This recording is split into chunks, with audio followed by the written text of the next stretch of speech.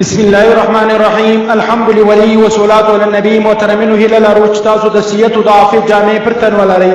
یو محترم ورور دا پوښتنه کوي چې رمضان مبارک روژې را روانې دي او په هغه کې ګرمي وي، نو د ګرمۍ د سختوالي د وجې څخه که چیرې موږ غسل وکړو یا په خوله باندې اوبه وګرځو، په روژه خو به ته به نقصان نه رسېږي یا به مکروه کېږي نه.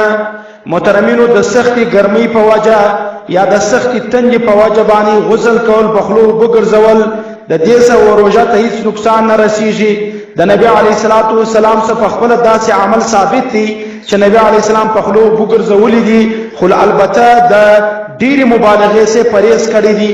معنا دا چې ډېرې حل ته نه دي ورنږدې کړي، په خوله اوبه ګرځول ثابت دي.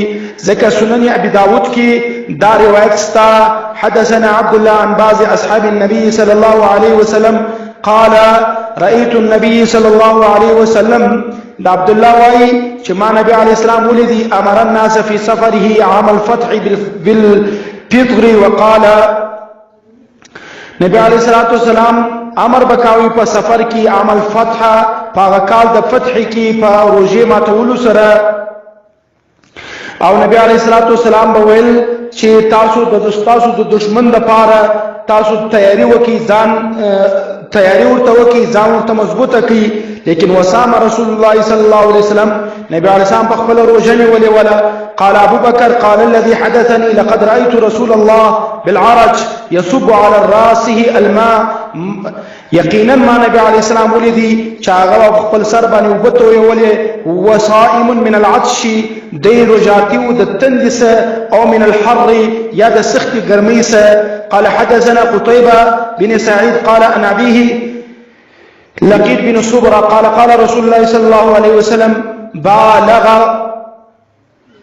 بالغ في الاستنشاق إلا أن تكون صائم. مبالغه کوه په استنشاق، یعنی په پزه اوبه ګرځول، چې په پزه اوبه ګرځوي یا په خوله اوبه ګرځوي نو مبالغه کوه.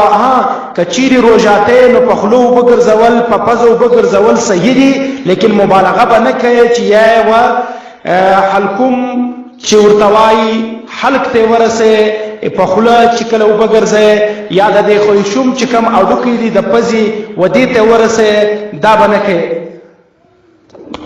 ذکر زموږ کتابونه وایي وکذا لا تکرهوا الحجامه ومزمزه او استنشاق او اغتسال للتبرد عند الثاني وبه يبطى.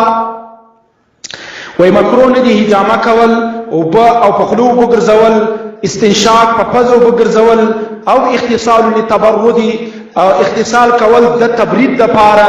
یعنی څه معنا تبرید؟ د ځان د یخوالي دپاره. نو دا عمل مکروه نه دی. الله تعالی دې دا عمل کول توفیق نصیب کړي.